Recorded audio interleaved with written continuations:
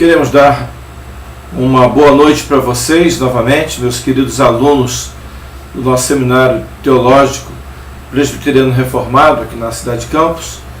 Estamos retornando para tratarmos a sessão terceira, a quarta, a quinta e a sexta, que não tem muitos comentários, mas nós citaremos a sessão de número 6. Então vamos ler agora o que trata a sessão 3 do capítulo 11 da doutrina da justificação dentro da confissão de fé de Westminster. Vejamos.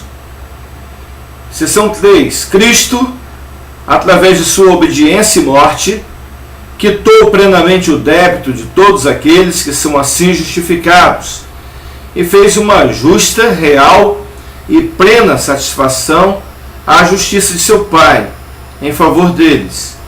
Todavia, visto que lhes foi dado pelo Pai, e sua obediência e satisfação aceitas em lugar deles, e ambas gratuitamente, não por algo existente neles, sua justificação é tão somente da livre graça, para que tanto a exata justiça quanto a rica graça de Deus fossem glorificadas na justificação dos pecadores. Então, queridos, nós queremos, já adiantando a terceira sessão, dizer que a primeira definição subscrita nesta sessão já indica um posicionamento dos teólogos de Westminster diante de uma polêmica entre protestantes no século XVII concernente à doutrina da justificação. Conforme mencionado no segundo capítulo, como nós vimos até aqui nos nossos estudos, entre os protestantes da pós-reforma havia quem defendesse somente a imputação da obediência passiva e quem defendesse a imputação da obediência passiva e ativa de Cristo no pecador justificado. Ao iniciar este parágrafo, portanto, com esta tese, os teólogos de Westminster definem este padrão reformado, indicando sua crença na imputação dos dois tipos de obediência, a qual Jesus se submeteu, ativa e passiva. Teólogos reformados do século XVII, como Francis Turretin, David Clarkson e Johannes Heulibius, como mencionado no capítulo 2 do nosso estudo, concordavam com essa posição, sendo acompanhados por boa parte dos reformadores ou dos reformados contemporâneos. Contudo, havia quem divergisse da mesma, entendendo que somente a obediência ativa era imputada sobre o pecador. Shaw, ele diz o seguinte, para mostrar a coerência da posição deste documento com as verdades bíblicas, tece a seguinte observação. Vejamos. O ensino de nossa confissão, nesta sessão, está diametralmente oposto a essas posições, no caso dos socianos e dos arminianos, e demais reformados que não criam na imputação da obediência ativa e passiva de Cristo. E para mostrar isso, nós precisamos apenas nos referir ao explícito testemunho das Escrituras. Abre aspas. Pela obediência de um só, muitos se tornaram justos. Fecha aspas. Romanos capítulo 5, verso 19. Que prova mais forte poderíamos desejar para mostrar que Cristo cancelou a dívida dos que foram justificados pela obediência? Abre aspas. Cristo nos resgatou da maldição da lei, fazendo-se maldito por nós. Fecha aspas. Gálatas 3:13. Que palavras poderiam ser mais claras para mostrar que Cristo, diante da quebra da lei, real e completa satisfação da justiça do Pai em lugar de todos que Ele representa? Ainda que em pequena expressão, tal pensamento ainda vige entre reformados, sendo John Piper um de seus proponentes. Tal argumento corrobora com a posição adotada pelos membros da Assembleia de Westminster, a saber, a de que vida e morte de Cristo representa a obediência necessária para que pecadores sejam tidos e tratados como justos diante de Deus, e que a mesma é manifestação da livre graça de Deus, meus queridos. Então estamos vendo aí mais uma sessão, a sessão de número 3, e a sessão de número 4 nós já vamos iniciar agora, que diz assim, peço vocês para estarmos lendo aqui no nosso texto, de número 4, a sessão: Deus, desde toda a eternidade, decretou justificar todos os eleitos, e Cristo, na plenitude do tempo, morreu pelos pecados deles e ressuscitou pela justificação deles.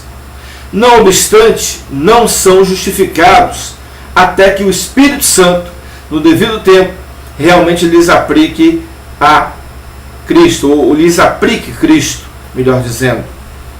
Então vemos que a sessão de número 4, em que alguns arminianos têm levantado objeção à nossa doutrina, e uma parte dela sustentada por alguns antinominianos, dizendo que se Cristo literalmente pagou o débito de seus eleitos em sua obediência e sofrimentos enquanto viveu na terra, então segue-se que os eleitos já foram justificados desde o momento em que o débito foi pago. As Escrituras, ao contrário, tanto quanto a experiência de todo cristão, expressam claramente que ninguém, vejam e observem, que ninguém é justificado enquanto não chegar o momento em que Deus lhe comunica a fé salvífica em Cristo. Não é? Então a sessão de número 4, ela aborda exatamente essa questão, de que a presente sessão também representa a posição correta e enfática da Confissão de Fé de Westminster, diante de mais um ponto de conflito entre protestantes no século XVII. Houve, neste período, quem se levantasse sustentando a justificação na eternidade, ou na morte de Cristo, dentre os quais se encontravam arminianos, antinominianos e alguns puritanos, como Thomas Goodwin. Então, como falei nas sessões anteriores, né, e nós abordamos nos outros comentários, vocês estão percebendo que o conflito é grande.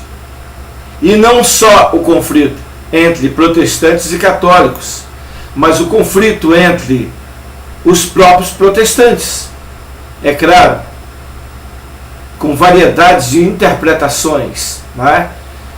Como os arminianos, como os antinominianos e até mesmo, o que nos surpreende, alguns puritanos. O argumento de tais teólogos usualmente se dava nos seguintes termos: se Deus, antes dos tempos eternos, decretou a salvação de eleitos e Cristo pagou o débito dos mesmos, então todos que fazem parte deste povo já estão justificados desde a eternidade. Francis Turretin, que nós já citamos aqui, teólogo que teve grande influência sobre os pensadores protestantes do século XVII, afirma o seguinte: o decreto da justificação é uma coisa, a justificação em si é outra, assim como a vontade de salvar e santificar é uma coisa, e a salvação e a santificação em si são outras. A vontade ou decreto de justificar certas pessoas realmente é eterna e precede a fé, mas a justificação de fato acontece no tempo e segue a fé. Williamson também refuta a tese de justificação na eternidade, mostrando sua concordância com a Confissão de Fé de Westminster e com Turretin nos seguintes termos, abre aspas: O erro neste ponto de vista encontra-se na falha em não se fazer distinção entre o decreto, ou seja, o plano de Deus, e a execução deste decreto. As Escrituras expressam claramente que ninguém é tido por justo, termo coram deo, do latim, enquanto não for comunicada a tal pessoa a fé em Cristo Jesus. Vocês me desculpem, mas desde ontem a garganta está inflamada. Vamos caminhando. Outro argumento que retifica a tese da justificação na eternidade é apresentado por Luiz Berkhoff. Esse vocês conhecem, né? Pelo menos através dos escritos em sua famosa teologia sistemática. Segundo ele, abre aspas, a Bíblia ensina uniformemente que a justificação se dá pela fé ou é provinda da fé. Se a justificação se realiza pela fé, certamente não precede a fé, no sentido cronológico. Fecha aspas. Tal tese de Berkhoff encontra respaldo, dentre outras passagens, no esboço da Ordo Salutis, ou Ordem da Salvação, como também já expliquei a vocês em aulas anteriores.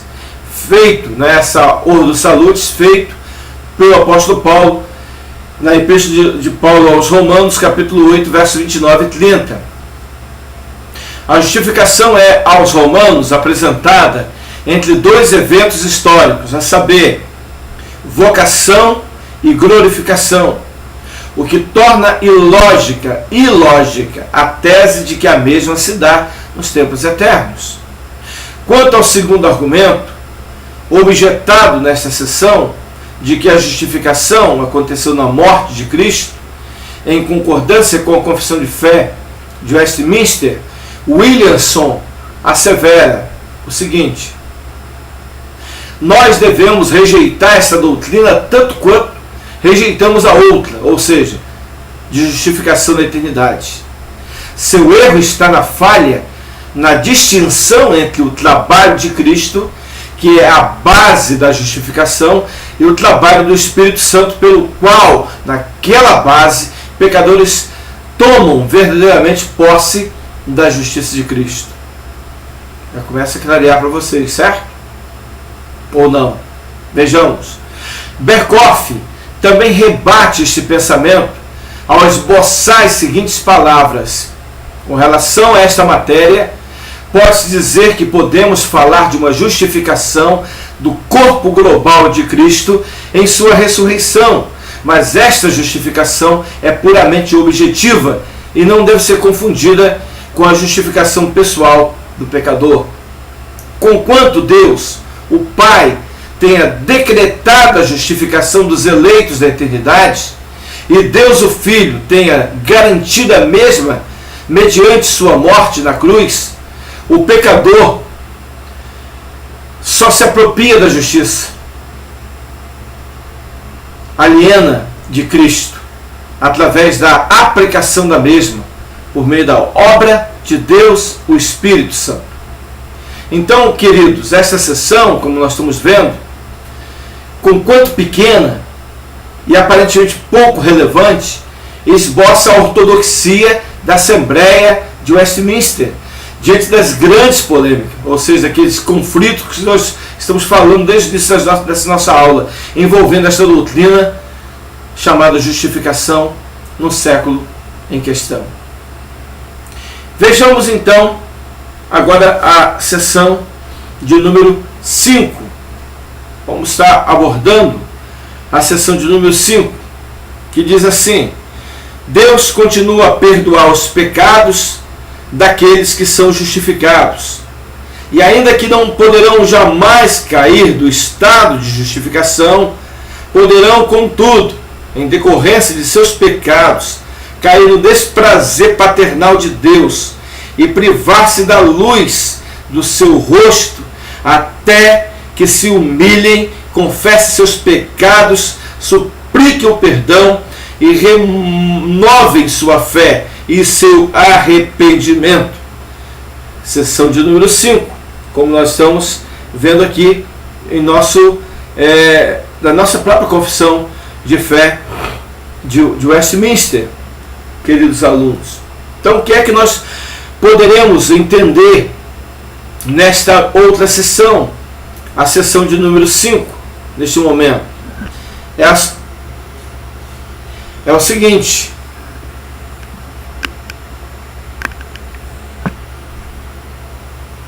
a câmera mexeu um pouquinho.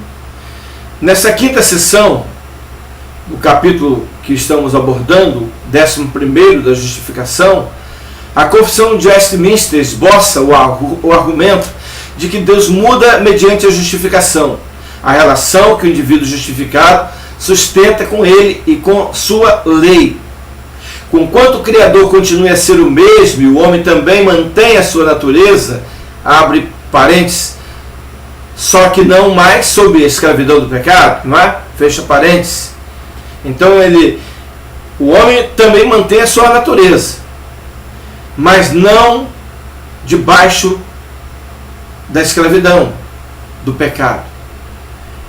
Então, repetindo, conquanto o Criador continua a ser o mesmo e o homem também mantém a sua natureza, a relação outrora estabelecida é reconfigurada, isto é, antes da justificação, Deus é um juiz irado, mantendo por algum tempo a sentença da lei condenadora.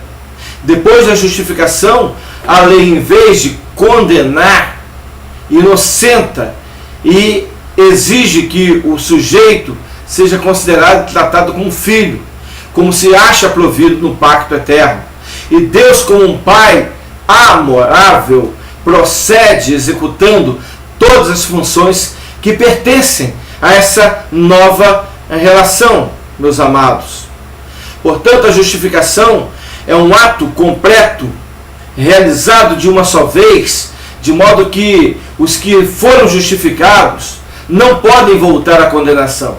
Louvado e glorificado seja o nome do Senhor, porque mais uma vez vemos aqui a prova de que não depende do homem.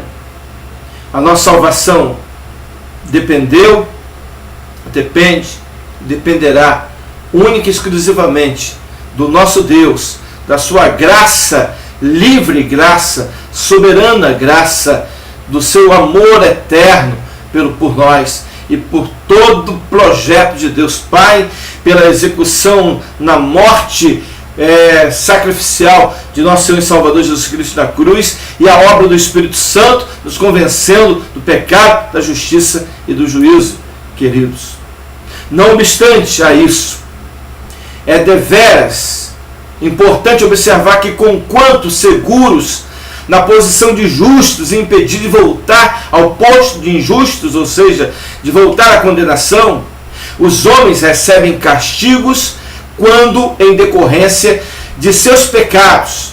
Isso porque, após a justificação, todo sofrimento para o justificado de toda e qualquer espécie é castigado paternal, destinado a corrigir seus erros e restabelecer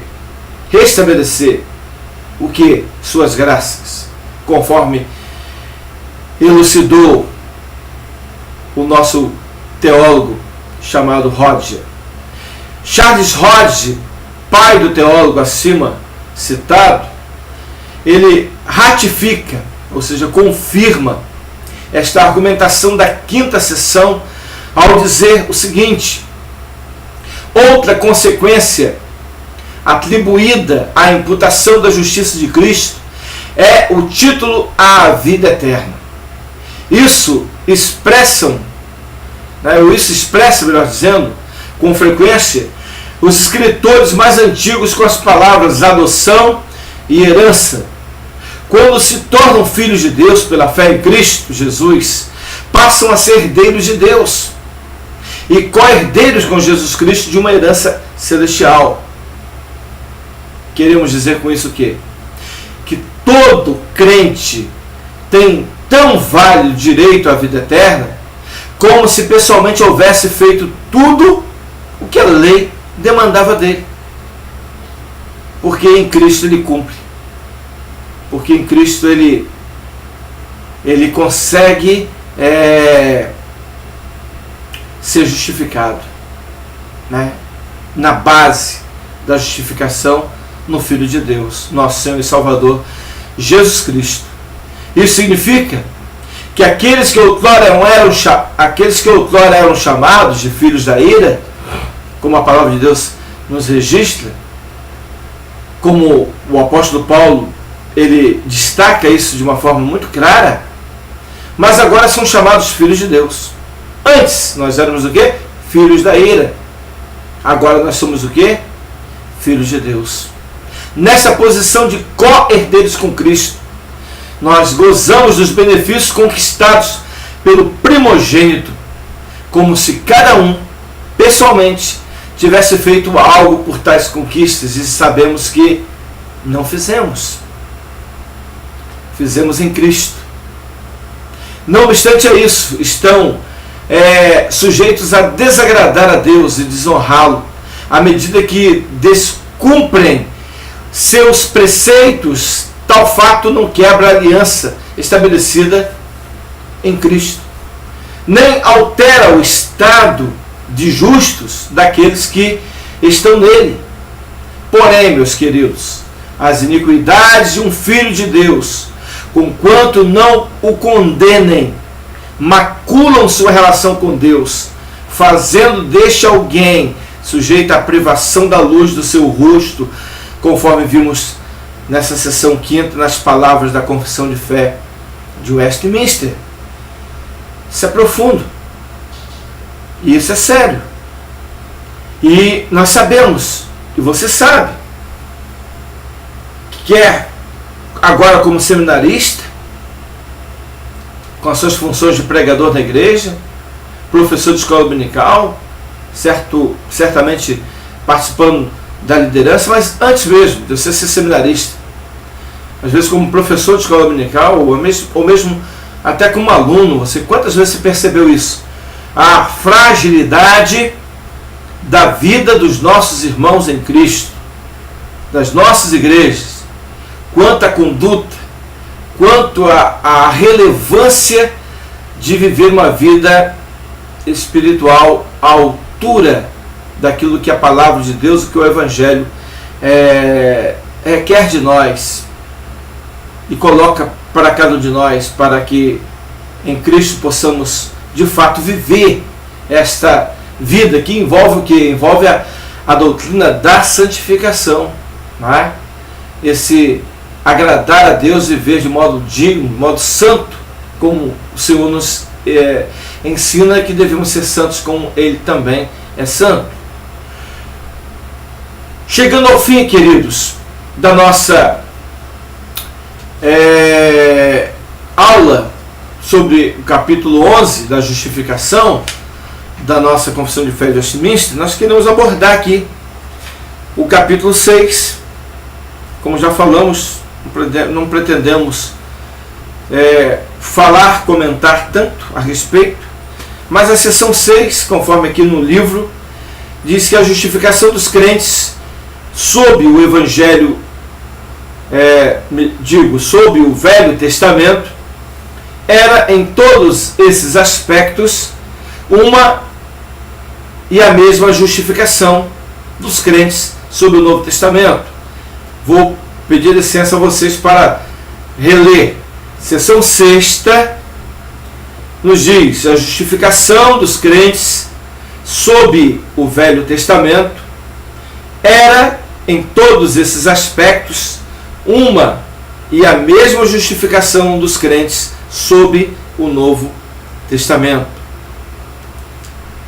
Dá para começar a entender que a verdade ensinada nessa sessão também já foi plenamente provada anteriormente, e nós não queremos assim discutir mais esse assunto, mas vamos ainda seguir em nosso comentário dessa sessão de número 6, que o meu prazer é tentar elucidar o mais possível, né, para que você possa realmente entender. Então, por fim, o que nós estamos vendo aqui na sessão de número 6 é que a Confissão de Fé de Westminster encerra o assunto da doutrina em questão, mostrando que a mesma forma utilizada por Deus para justificar o injusto no Novo Testamento foi usada previamente para justificar também o injusto no Antigo Testamento. Esta falta de entendimento que nós temos falado em nossas aulas, do todo da Bíblia, do todo da palavra, dos testamentos, do Antigo Testamento, ou Velho Testamento, e do Novo Testamento, né? Essa harmonia que deve existir quando das nossas leituras, releituras, interpretação, e que possamos não apanhar algo separado. É isso que temos falado aqui com os diletos alunos, né? Isso quer dizer que a progressividade da revelação muitas vezes faz com que as pessoas interpretem a inexistência de uma doutrina no Antigo Testamento, tão somente porque a mesma não se encontra tão clara quanto no Novo Testamento. É o que eu tenho falado não só com vocês, mas tenho falado na igreja. É a falta de compreensão em que muitos dizem que o Novo Testamento é graça, o Velho é lei. Que o velho tendo lei não tem graça, e o Novo tendo graça não tem lei. Errado. Então, estamos abordando exatamente isso, que nesse progresso, né, que a revelação ela é progressiva, e muitas vezes, por ser progressiva, por não acontecer de uma vez por todas, né, no impacto, no estado de uma vez só, mas uma revelação que foi dada continuidade, é claro que fechou com o cano bíblico, mas até ao fechar do cano bíblico, né, essa revelação ela foi sempre gradativa e progressiva.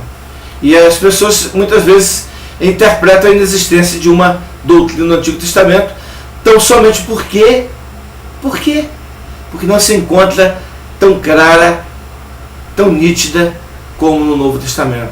Mas é claro, a revelação ela foi progressiva, ela foi gradativa.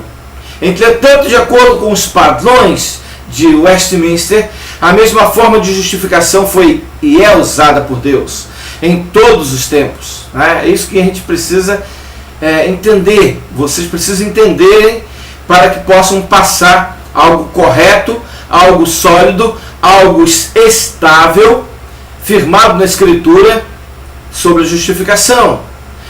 Nós devemos, portanto, observar que conquanto a justiça de Deus seja agora mais clara, manifestada pelo Evangelho, ela já era testemunhada pela lei e pelos profetas. E aqueles que no Antigo Testamento adormeceram sobre a justiça pela fé foram tão verdadeira e completamente justificados quanto os crentes que são justificados no Novo Testamento. Começou a ficar claro? Creio que sim, né? Creio que vocês estão entendendo. E eu creio que qualquer dúvida que possa pairar sobre a sua mente, né, querido aluno, você pode depois compartilhar com a gente, porque o que nós queremos é tirar qualquer sombra de dúvida. Queremos que você entenda corretamente a palavra de Deus e entenda também o capítulo 11 na nossa Confissão de Fé de Westminster quanto à doutrina da justificação. Caminhando mais um pouquinho, queremos dizer que, ademais, é importante destacar que os termos veterotestamentários, que são traduzidos pelo verbo justificar, possuem a mesma conotação dos termos neotestamentários, traduzidos pelo mesmo verbo. Né? Pelo mesmo verbo. Então, algumas pronúncias, algumas expressões, que é claro, o ito, né? O Eliel, o Axon, estão os mais versados, né? Os outros ainda vão passar por essas etapas, né, de grego e hebraico. Mas quanto ao ito, quanto ao Eliel, e também o Axel podem entender melhor, mais ainda do que eu fui muito mais dedicado ao grego do que ao hebraico. Mas seria mais ou menos as expressões, né? Hitzik, né? Hitzik. E também a outra expressão, tisdek, né?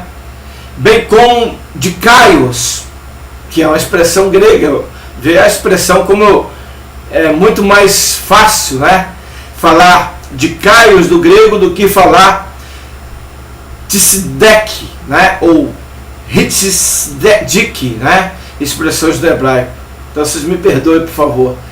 Então essas expressões do grego e do hebraico indicam efetuar uma relação objetiva, o estado da justiça por uma sentença judicial. Isto, de acordo com as escrituras do Antigo e Novo Testamentos, Deus faz imputando a alguém a justiça que não lhe pertence inerentemente, mas que é suficiente para fazer com que ela seja considerada justa, meu querido aluno. Então aqui nós podemos ver que os puritanos encerram seu entendimento acerca da doutrina da justificação, trazendo descanso aos corações de seus membros, dos seus discípulos, né, dos seus seguidores, muitos dos quais familiarizados, né, com os ensinamentos romanos, da possibilidade de, mediante algum pecado, perderem sua posição de justos diante de Deus. De acordo com os membros da solene Assembleia de Westminster, Deus, segundo seu beneplácito, garante a permanência da declaração que, tendo sido proferida uma única vez, tem vigor eterno e inviolável. Que bênção, né? Garante a permanência da declaração que, tendo sido proferida uma única vez, tem vigor eterno e inviolável. Nem você, nem homem algum, nem potestade, nem principado, nem Satanás poderá romper com essa maravilhosa declaração de que você foi justificado, que você foi considerado justo, que você foi declarado justo diante de Deus o Pai. Segundo expõe Hodge em seu comentário deste símbolo de fé reformado, o seguinte: segundo os termos do pacto eterno, não só assegurou em favor daqueles a quem representava a remissão dos pecados e a propiciação da ira divina, mas também a herança eterna do reino da glória, que ele assim adquiriu, vida eterna, por todos aqueles em cujo lugar prestou obediência. Prova-se o que? À luz do fato de que as escrituras sagradas habitualmente realçam a verdade de que a adoção de filhos e a vida eterna são conferidas aos crentes gratuitamente por amor a Cristo, como elementos daquela possessão adquirida, da qual o Espírito Santo é o que? O penhor. É o penhor, conforme Efésios capítulo 1. Partindo dessa tese, meus queridos alunos, portanto, o Deus que justifica é o mesmo que, por sua livre graça, garante a perenidade da aliança estabelecida com o pecador, declarando-o justo.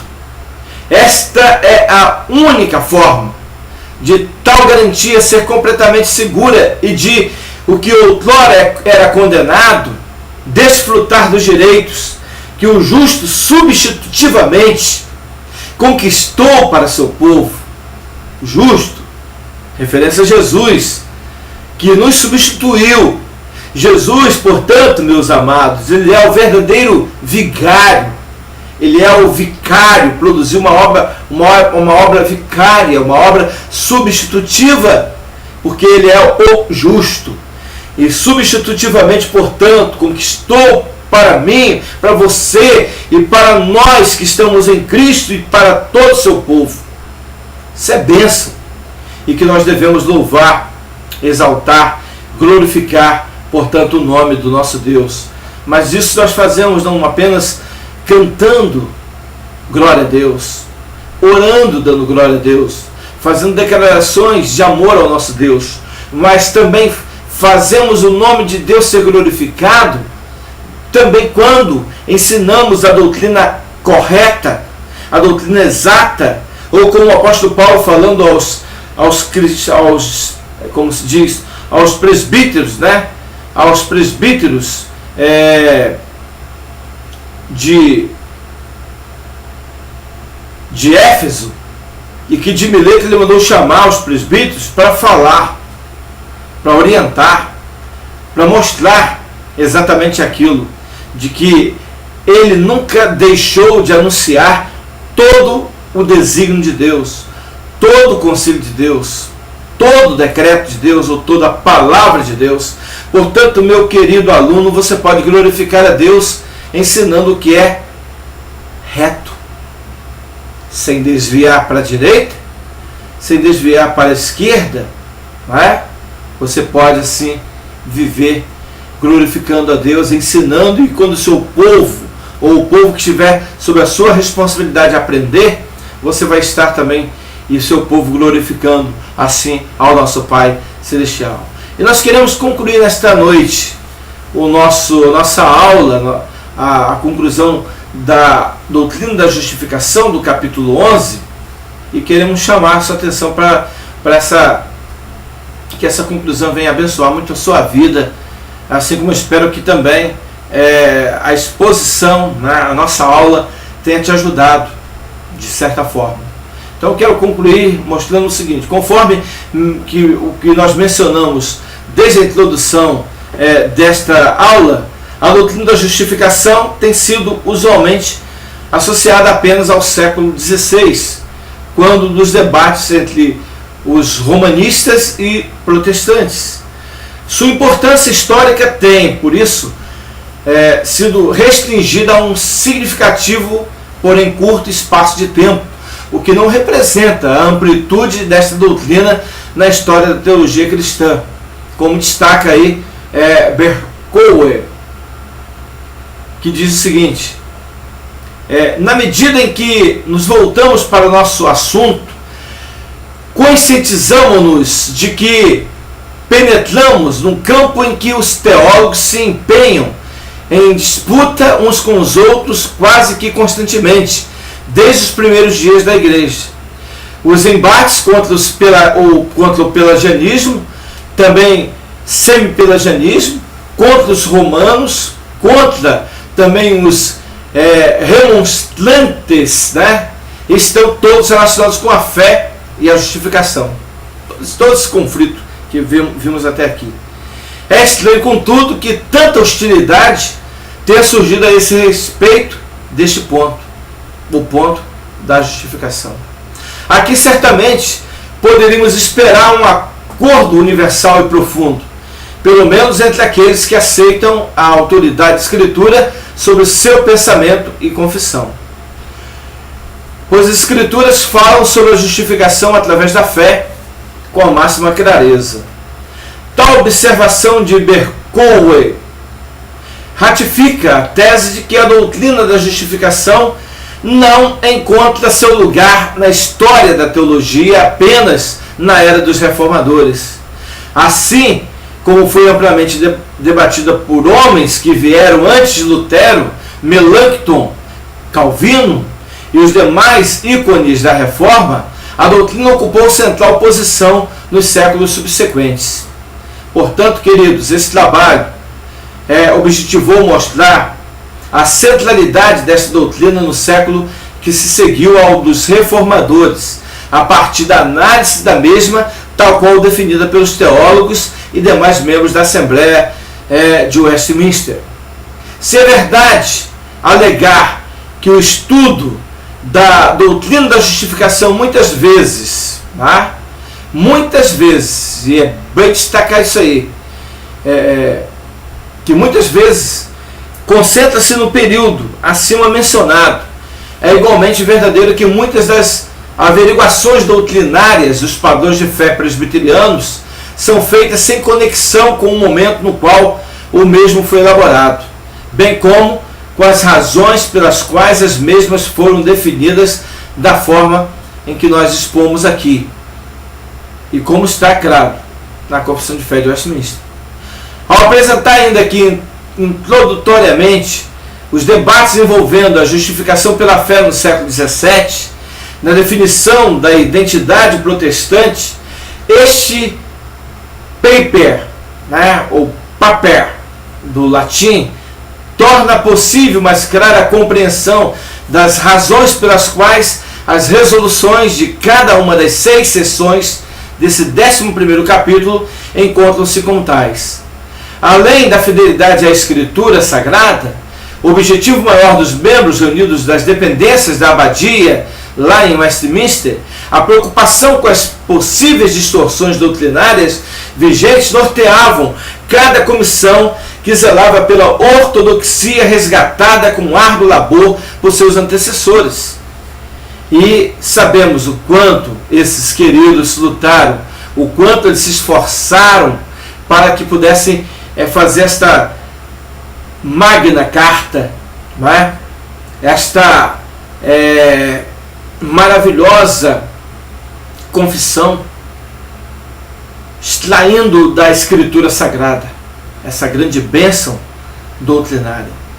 Ademais, queridos, ao introduzir o ambiente da Assembleia, bem como os objetivos, as formas de organização e a estrutura das reuniões, esse ensaio aqui, como estamos dando nessa aula, possibilita a desmistificação da possível objeção quanto à falta de espiritualidade, compromisso com a verdade e interesse dos representantes pelo que haviam sido chamados a fazer.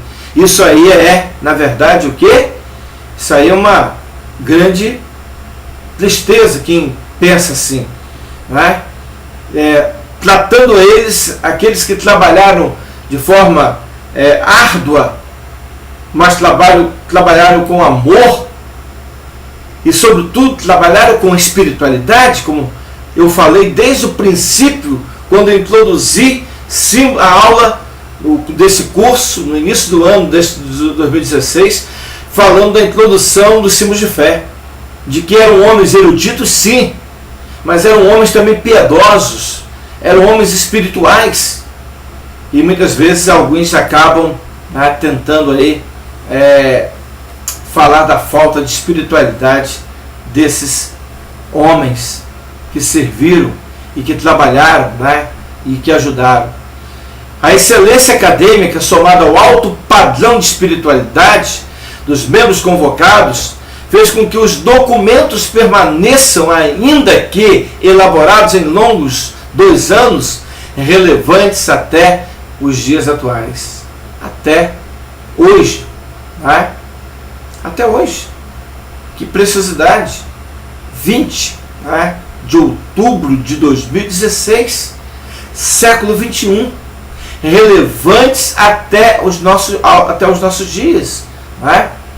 De fato, a doutrina da justificação, como ficou claro até aqui, tem acompanhado a história da igreja, tendo em vista que é desejo dos eleitos de todas as épocas saber de que forma um pecador que se relaciona com um Deus juiz ou um Deus justo tem essa relação trocada, sem que nada faça por outra, com o mesmo Deus que agora se apresenta como o Pai, como nosso Pai, queridos. Nos padrões de Westminster, a despeito das tendências à heterodoxia, no século XVII, das quais nenhum período está isento. A doutrina da justificação é apresentada de forma fiel à Bíblia, fiel às Escrituras, relevante em seu contexto e capaz de permanecer, queridos irmãos, por séculos, não como uma declaração inspirada. Longe de nós, nunca falamos isso.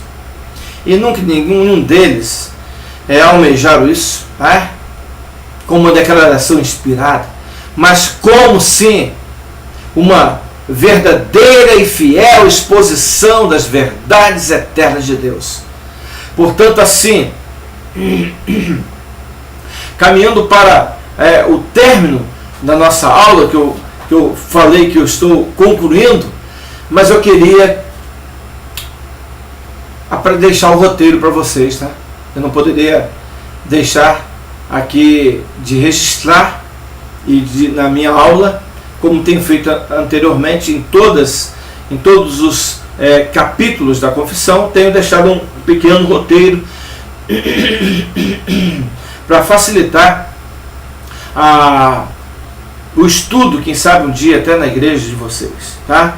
Então eu peço permissão aqui para ir citando, e vocês aí depois vão ler, né? Aliás, vão ouvir a nossa aula e poderão aí estar escrevendo, destacando aquilo que vamos estar falando, tá certo? Então vamos lá. O roteiro para o nosso estudo já concluir, mas só deixando aqui esse roteiro para você. Primeiro lugar, o papel da Trindade na justificação. O papel da Trindade na justificação. Abre parênteses, capítulo 11, ponto, seção 1, 3 e 4, fecha parênteses. 1.1. A justificação é idealizada pelo Pai, sendo um ato da livre graça de Deus. Texto, João 3,16, Efésios 2, de 6 a 9. 1.2. A justificação é possibilitada pela obra de Cristo, a qual é imputada aos crentes. Então vamos lá aos textos. Romanos 3:24, Romanos 4:24 e 25, Romanos 5:8 a 10, Romanos 5, de 17 a 19, 1 aos Coríntios, capítulo 1, verso 30 a 31, 2 aos Coríntios, capítulo 5, verso 18 a 21, Efésios 1, verso 7, Primeira Epístola de Pedro, capítulo 2, verso 24, e Primeira Epístola de Pedro, capítulo 3, verso de número 18. 1.3. A justificação é efetivada na vida do crente pela ação do Espírito Santo, que lhes aplica os méritos de Cristo. Abre parênteses, Romanos 5:5, Tito, capítulo 3, versos 4 a 7, carta do apóstolo Paulo a Tito. Ponto 2. O papel do homem, vimos o papel da Trindade na justificação. Agora o papel do homem na justificação. Ponto 2. O papel do homem na justificação. Abre parênteses, capítulo 11, ponto, seção 2, fecha parênteses. 2.1. Aceitá-la pelo exercício da fé em Cristo como Salvador.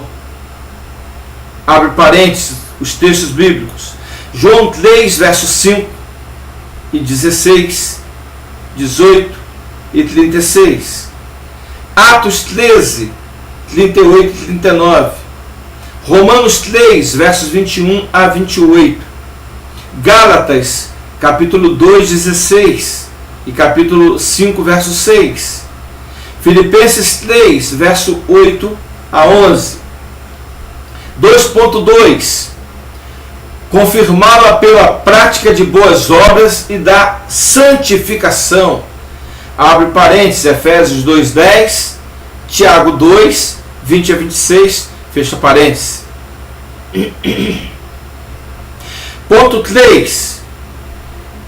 Outros aspectos da justificação. Abre parênteses, capítulo 11, ponto das seções 1, 5 e 6.